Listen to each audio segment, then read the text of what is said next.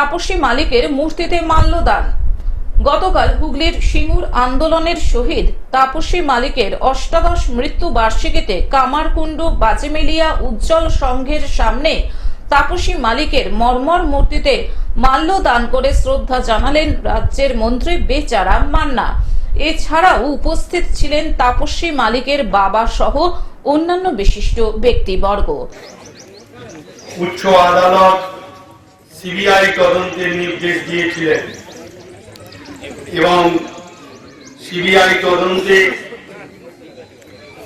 দোষীদের সাজা হলো, তারা আজও জামিনে মুক্ত রয়েছে। এখনো তাপসী মালিকের হত্যাকারীরা শাস্তি পায়নি। সেদিন যেরকম তাপসী মালিকের হত্যাকাণ্ড নিয়ে তৎকালীন মুখ্যমন্ত্রী তিনি কিন্তু একবারের জন্য তাপসী মালিকের বাড়িতে বা তাকে টেলিফোন করো অন্তত সহানুভূতি জানায়নি, যা আজকে নজিরবিহীন ঘটনা ঘটিয়েছিলেন। আরজিকরের হত্যাকাণ্ডে আপনারা জানেন যে মুখ্যমন্ত্রী নিজে তার বাড়িতে গিয়েছিল।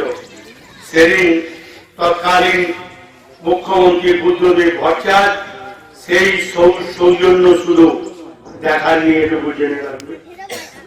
আজকে তাই আমরা প্রতি বছরই এখানে সমবেত হই। হুগলি থেকে কৌশিক ঘোষের রিপোর্ট, গ্লোব নিউজ। এখন থেকে গ্লোব টিভি দেখুন আপনার স্মার্টফোনেও। গুগল প্লে স্টোর অথবা অ্যাপল স্টোর থেকে ডাউনলোড করুন গ্লোব টিভি লাইভ অ্যাপ। এছাড়াও জিও টিভি অ্যাপ থেকেও দেখুন গ্লোব টিভি লাইভ।